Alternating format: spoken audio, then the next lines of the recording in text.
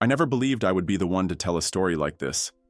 My name is Ben Williams, and what happened to me on that ordinary Tuesday afternoon changed everything I thought I knew about life, death, and what comes after. It started with a headache. Not just any headache, but the kind that makes you wonder if your skull is about to crack open. I had been having them for months, and the doctor had prescribed medication that was supposed to help. That day, I took my medicine as usual, hoping for relief that never came. I was alone in my apartment, sitting on the couch trying to focus on reading a book, when the pain suddenly intensified. It felt like someone had driven a hot spike through my temple. I reached for my phone to call for help, but my fingers wouldn't cooperate. The room began to spin, colors bleeding together like watercolors on wet paper. I tried to stand but crashed to the floor instead. The last thing I remember was the ceiling fan above me, spinning in lazy circles. Then darkness, complete and absolute darkness. I don't know how much time passed before I became aware again. The darkness gave way to a strange sensation. I felt weightless, free from pain for the first time in months. My first thought was relief. Whatever was happening, at least I wasn't hurting anymore. I opened my eyes, or at least I thought I did, and found myself looking down at a scene that made no sense. I was floating near the ceiling of my apartment, watching paramedics kneel beside a body on the floor. It took me several seconds to realize I was looking at myself. Male, mid-30s, no pulse, one of them said, his voice clear despite the distance between us. Beginning CPR. I watched as they worked on my body, pressing rhythmically on my chest, placing masks over my face, speaking into radios. I felt curiously detached, as if watching a movie about someone else. There was no fear, just fascination. "He's not responding," another paramedic said. She was younger, her forehead creased with concentration. "How long has he been down?" "Neighbor called it in about 15 minutes ago when she heard the crash. Said she's been trying to get a response through the door." 15 minutes. It seemed both incredibly long and impossibly short. As I watched them continue their efforts, I noticed something strange. I could hear their thoughts. Not just their spoken words, but the worried stream of consciousness behind them. The older paramedic was thinking about his daughter's soccer game he might miss. The younger one was mentally reviewing CPR protocols, afraid of making a mistake. As they loaded my body onto a stretcher, I found myself drifting along with them, effortlessly passing through the walls of my apartment and into the ambulance. I wasn't walking or flying exactly. It was more like my intention to follow was enough to move me. In the ambulance, the paramedics continued working. Monitors beeped, showing flat lines where there should have been peaks and valleys. I heard one of them say, "We're losing him," and felt a momentary pang of concern, but it quickly faded. Whatever was happening to my body seemed less and less relevant to what I was experiencing. As we raced toward the hospital, I noticed the world outside the ambulance windows looked different. Colors were more vivid, edges sharper. I could see energy pulsing around living things. The trees, the people on the sidewalks, like faint halos of light. It was beautiful in a way I can't fully describe. At the hospital, they rushed my body into the emergency room. Doctors and nurses swarmed around, shouting orders, administering injections, applying electric paddles to my chest. I watched it all from above, strangely calm. I knew they were trying to save me, but I felt disconnected from that struggle now. A doctor looked at her watch and called out, "Time of cardiac arrest, 4:17 p.m. She looked grim as she continued, "Let's keep trying. He's young." They worked on me for what seemed like hours, but was probably just minutes. Finally, after another round of the paddles, the doctor shook her head. "I'm calling it. Time of death, 4:29 p.m. As soon as those words were spoken, I felt something shift. The room and everyone in it began to fade, growing transparent like frosted glass. A tunnel seemed to open in the center of my vision, drawing me forward with gentle but irresistible force. The tunnel was unlike anything I'd ever experienced. It wasn't dark like you might expect. It was filled with the most pure, radiant light I've ever seen. The light didn't hurt my eyes. Instead, it felt welcoming, comforting. I moved through it, drawn forward by something I couldn't name but instinctively trusted. As I traveled, I became aware that I wasn't alone. Presences surrounded me, moving alongside me. I couldn't see them clearly, but I sensed they were guiding me, protecting me on this journey. There was something familiar about them, as if I'd known them all my life, but somehow forgotten. The tunnel seemed to pulse with life and energy. It wasn't static like a physical tunnel would be. It was dynamic, responding to my thoughts and feelings. When I felt momentary anxiety about what was happening, the light softened, became more gentle. When I felt curiosity, the tunnel seemed to expand, showing me glimpses of something beyond. Time had no meaning here. I could have been traveling for seconds or centuries.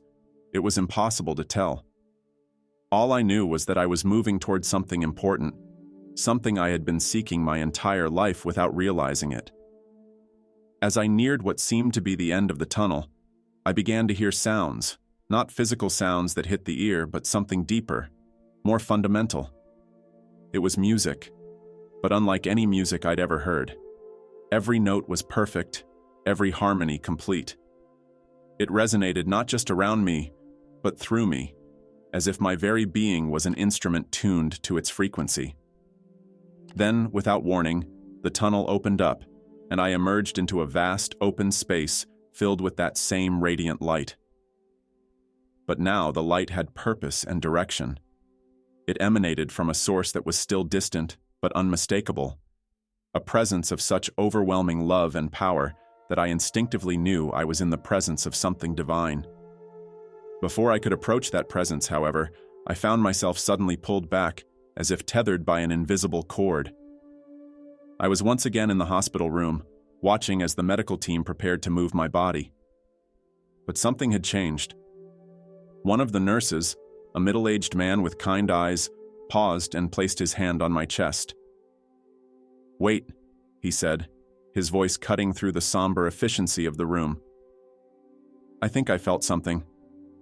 The doctor, who had already begun to remove her gloves, looked skeptical but returned to my side. She placed her fingers against my neck, feeling for a pulse. Her eyes widened. "He's back," she said, surprise evident in her voice. "Get him on a ventilator. Now!" Suddenly, the room erupted into renewed activity. I watched as they intubated my body, connected me to machines, administered medications. Monitors that had been flat now showed weak but definite signs of life. I heard the doctor say, "He was gone for 11 minutes and 45 seconds. Prep him for the ICU and get a neurology consult. We need to assess for brain damage." As they worked, I realized I could see more than just the physical scene before me. I could see the connections between these people, threads of light linking them to each other and to other beings beyond the room. Some of these threads were bright and strong, others thin and fragile. It was as if I was seeing the web of relationships that bound them together, a visual representation of love, obligation, resentment, compassion. I could also see their past experiences hovering around them like faint images. The doctor's medical school graduation, the nurse's recent argument with his teenage son, the technician's quiet prayer before her shift began. These weren't just random memories. They were the formative moments that had shaped who these people were, what they believed, how they approached their work. Most strikingly, I could see something at the core of each person, a spark of light that seemed to be their true essence. Despite their different appearances, backgrounds, and personalities, these core lights were remarkably similar. As if beneath all the layers that made them unique individuals, they shared a common source. I was so absorbed in these observations that I almost didn't notice when a new presence appeared beside me. Unlike the hospital staff, this presence wasn't physical, at least not in the way I understood physicality. It was a being of light, similar to those I had sensed in the tunnel, but clearer, more defined. "Ben," the presence said, though not with an audible voice. The communication was direct, mind to mind. "It's time to go." "Go where?" I asked. somehow knowing how to respond in kind. "There's something you need to see," the presence replied. "Don't worry about your body. It's being cared for." I hesitated, looking back at the medical team still working frantically to stabilize my physical form. The presence seemed to sense my concern. "This isn't permanent," it reassured me. "You will return. But first, there are truths you must understand." Something in the way the presence communicated inspired absolute trust. I let go of my concerns about my body and felt myself drawn toward the presence. As we moved away from the hospital room, the physical world faded once more, and that radiant tunnel reappeared before us. "Who are you?" I asked as we traveled. "I am your guide," the presence replied. "I have been with you since before your birth, though you couldn't perceive me until now." "Are you an angel?" I asked, trying to reconcile this experience with what I'd been taught in church all my life. "That word will suffice," the guide answered. "Labels matter less than you might think. What matters is that I am here to help you understand what you're about to experience." As we traveled through the tunnel, I became aware of other presences joining us, accompanying us on our journey. Some seemed familiar, as if I'd known them in my life but couldn't quite place them. Others were completely unknown to me, yet somehow didn't feel like strangers. "They are here to witness," my guide explained, again responding to my thoughts before I could voice them. "Your journey is important, not just for you." This statement puzzled me, but before I could ask for clarification, the tunnel opened up again, and we emerged into that vast space of light. But this time, instead of being held back, I was drawn forward, toward the source of the light that now seemed to fill my entire field of perception. As we moved forward, I began to notice that the space around us was taking shape. What had initially seemed like an endless void of light was forming into a landscape of sorts, not a physical landscape like mountains or fields, but a realm that had structure and depth nonetheless. The light emanating from ahead of us illuminated everything, yet cast no shadows. Colors I had never seen before danced at the edges of my perception. Hues that don't exist in the physical world, that have no names in human language. The beauty of it all was overwhelming. "Where are we?" I asked my guide. "This is the threshold," the guide replied, "the meeting place between worlds. It is as far as most souls travel before making their choice." "What choice?" "Whether to return or to continue forward. But you have a different purpose here. You are being called." As we traveled, I became aware of structures in the distance, buildings of light that seemed both ancient and timeless. They weren't constructed of physical materials. They appeared to be formed from pure thought and purpose, manifested as visible forms. "Those are the halls of knowledge," my guide explained. "All that has ever been learned or known is preserved there, but we are not going there today." Instead, we veered toward what appeared to be a vast garden. As we approached, I could see that it contained plants and trees unlike any I'd seen on Earth. More vibrant, more alive somehow. They seemed to pulse with their own inner light, and I realized with a start that they were conscious in their own way, aware of our presence as we passed. The path through the garden wound between flowing streams of what looked like liquid light. The sound they made as they moved wasn't exactly the babbling of water. It was more like music or perhaps language, as if the very substance of this realm was trying to communicate. We came to a clearing where the path widened into a circle. In the center stood a simple bench made of what appeared to be pearl or some similar lustrous material. "Wait here," my guide instructed. "He is coming." "Who is coming?" I asked, suddenly nervous. But my guide had already moved away, leaving me alone in the clearing. The light around me seemed to intensify, gathering, focusing. I shielded my eyes instinctively, though I realized almost immediately that the brightness didn't hurt. When I looked again, someone was sitting on the bench. He appeared as a man, simply dressed in white, his features both ordinary and extraordinary at the same time. He looked Middle Eastern, with dark hair and beard, olive skin. But his eyes contained universes. I knew instantly who he was. In his presence, I fell to my knees, not out of fear, but out of an overwhelming sense of reverence. Here was the source of the love I had sensed from the moment I entered the tunnel. Love so pure and powerful it seemed impossible that I could withstand it without being transformed. "Rise, Ben," he said, his voice both gentle and authoritative. "You don't need to kneel before me. Come, sit with me instead." Trembling, I got to my feet and approached the bench. As I sat beside him, I felt an immediate sense of peace wash over me, calming my anxiety and uncertainty. "Lord," I began, but found I couldn't continue. What could I possibly say in the presence of such perfection? He smiled, and the garden around us seemed to brighten in response. "You have questions," he said. "That's why you're here." Am I dead?" I finally managed to ask. "Your body is between life and death," he replied. "But you are here with me now, and that is what matters in this moment." I looked down at what passed for my hands in this place. They appeared solid to me, but I knew they weren't physical in the way I understood physicality. "Why am I here?" I asked. "I'm nobody special." His laughter was like music. "Ben," he said, "if only you could see yourself as I see you.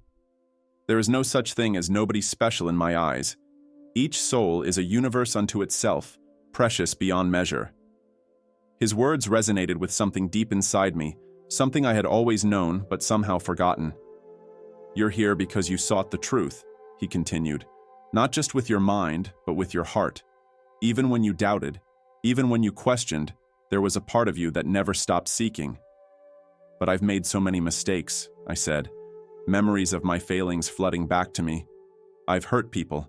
I've turned away from faith when it was difficult. I've been selfish." "Do you think I don't know this?" he asked, his voice still kind but now carrying a hint of sorrow. "I have watched every moment of your life, Ben. I was there for each choice, each struggle, each victory and defeat." As he spoke, images from my life began to appear around us, floating in the air like living photographs. I saw myself as a child, praying beside my bed.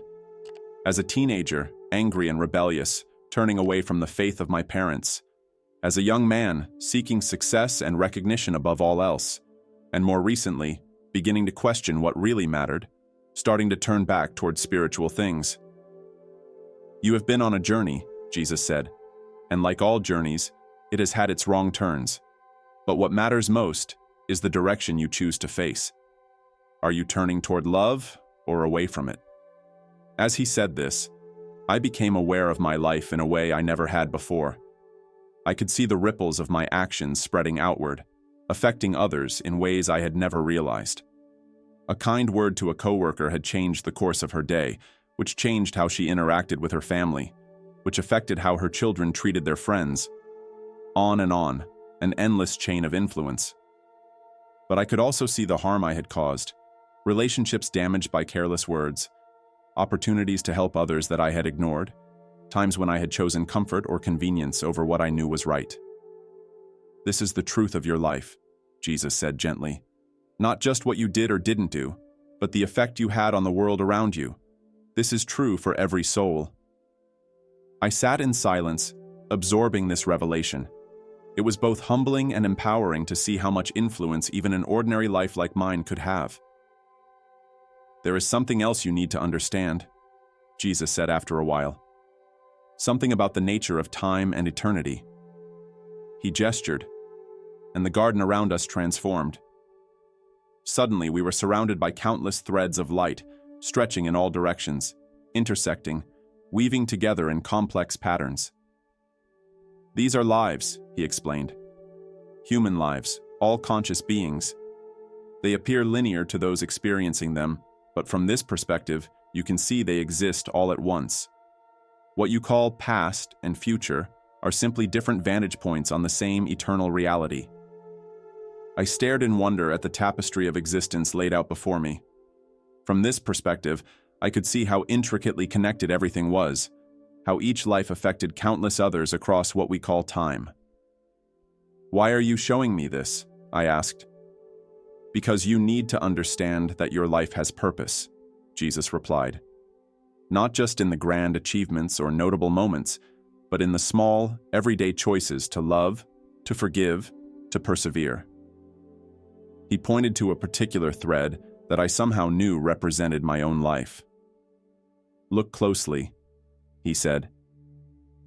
As I focused on it, I could see moments where my thread intersected with others, where the pattern changed because of these interactions. Some of these changes were beautiful, creating harmony in the overall design. Others created discord, disrupting the pattern. "This is the record of your choices," Jesus explained. "Each moment where you chose love strengthened the entire tapestry. Each moment where you choose fear or hatred or selfishness weakens it." I felt a deep sense of regret seeing the negative effects of my choices. "Can these be undone?" I asked. "Watch," he said. As I looked, I saw something remarkable. Around the places where my choices had caused harm, other threads were working to restore the pattern. Other lives, other choices, weaving around the damage, creating new beauty from it. "This is grace," Jesus said simply. "The continuous restoration of what has been broken. It doesn't erase what happened, but it transforms it into something new, something that can still contribute to the whole." I sat in stunned silence, trying to comprehend the magnitude of what I was seeing. "There is one more thing I must show you," Jesus said, his voice now taking on a more solemn tone. The scene around us shifted again. We were now standing at what appeared to be the edge of a great divide. On our side was the garden, full of light and life. On the other side was emptiness.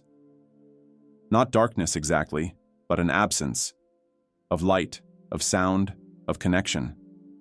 "What is that?" I asked, instinctively shrinking back from the edge. "That is separation," Jesus replied. "What some would call hell. It is what remains when a soul completely rejects love and connection."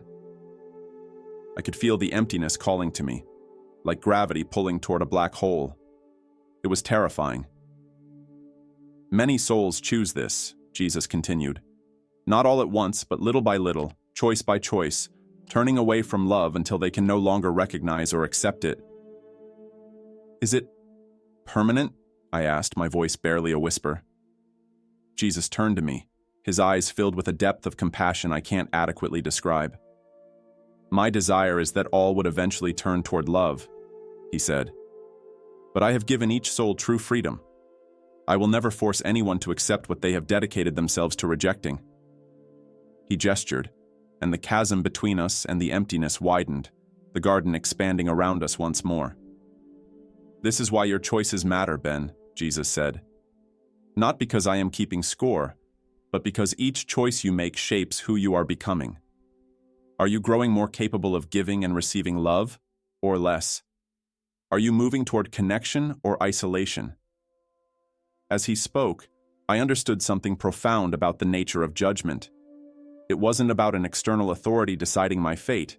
It was about the natural consequences of the person I was becoming through my choices. "The good news," Jesus continued, "is that no one is defined solely by their worst choices. As long as there is life, there is the possibility of turning toward love. What some call repentance, it's never too late to change the direction you're facing." He placed his hand on my shoulder, and I felt a surge of strength and clarity. "Ben, you're being given a chance to return," he said. "To take what you've learned here back to your life. Not everyone receives this opportunity." "Why me?" I asked. "Because you still have work to do," he replied. "Lives to touch. Love to give and receive. Lessons to learn and teach."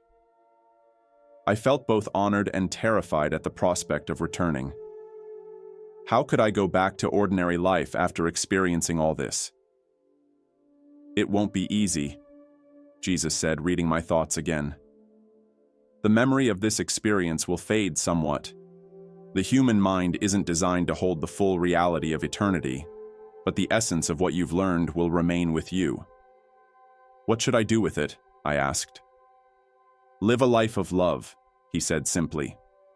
"Not perfect love. That isn't possible in your current state, but conscious love, intentional love. Love that remembers that each person you encounter carries the same divine spark that you do, regardless of how well they're expressing it. He stood, and I knew our time together was coming to an end. Then he embraced me. It wasn't a physical embrace as I understood it, but something deeper, soul to soul, being to being. In that moment, I experienced a love so complete, so unconditional, that it seemed to reach into every broken place within me and begin healing it from the inside out. "Remember," he whispered, and then he was gone. The garden faded, and I found myself once again in the tunnel of light, moving rapidly now, but in the opposite direction. My guide was beside me, escorting me back. "Will I remember any of this?" I asked. "You will remember what you need to," the guide replied. "The details may fade like a dream upon waking, but the truth you've experienced will remain with you." As we approached what I knew must be the exit from the tunnel, the guide stopped. "Ben," the guide said, "you have been given a rare gift. Many return without the understanding you've been granted. Use it wisely." "I'll try," I promised. "One more thing," the guide said. "Your body has been in what humans call a coma. It's been 11 minutes and 45 seconds since your heart stopped. When you return, there will be pain and confusion. The transition back is never easy. But you won't be alone. Even when you can't perceive me, I will be there, just as I always have been." Before I could respond, there was a flash of light more intense than anything I had experienced yet. I felt myself falling, spinning, being pulled down into heaviness and limitation. Then, pain. Terrible, physical pain. My chest felt like it had been crushed. My throat burned. Every nerve ending seemed to be screaming at once. I heard voices, distant at first but growing clearer. "His vitals are stabilizing. Pupil response is normal. Mr. Williams? Mr. Williams, can you hear me?" I tried to open my eyes, but the light was too bright, too harsh after the gentle radiance I had experienced. I tried to speak, but there was something in my throat, preventing the words from coming. "He's fighting the ventilator. That's a good sign." I felt a hand on my arm, a physical touch, solid and real. "Mr. Williams, you're in the hospital. You've had a serious medical event, but you're stable now. Please try to relax." Gradually, over what must have been hours, I became more fully present in my body again. The ventilator was removed. Tests were run. Doctors came and went, their faces showing a mixture of professional concern and genuine surprise at my recovery. "It's remarkable," one of them told me when I was finally fully conscious. "Given how long your brain was without oxygen, we expected significant damage, but your scans are almost completely normal. I can't explain it medically. But I could explain it. I knew why I had returned intact. It wasn't a random chance or medical miracle. It was the purpose. There was something I still needed to do here. Lives I still needed to touch. Love I still needed to give and receive." As I lay in that hospital bed, pieces of my experience beyond death began to fade, just as my guide had warned they would. The specific details of the garden, the exact words Jesus had spoken, the full majesty of what I had witnessed, these slipped away like water through my fingers. But the core truth remained, burned into my being so deeply that I knew it could never be forgotten. Love is the fundamental reality. Everything else is just details.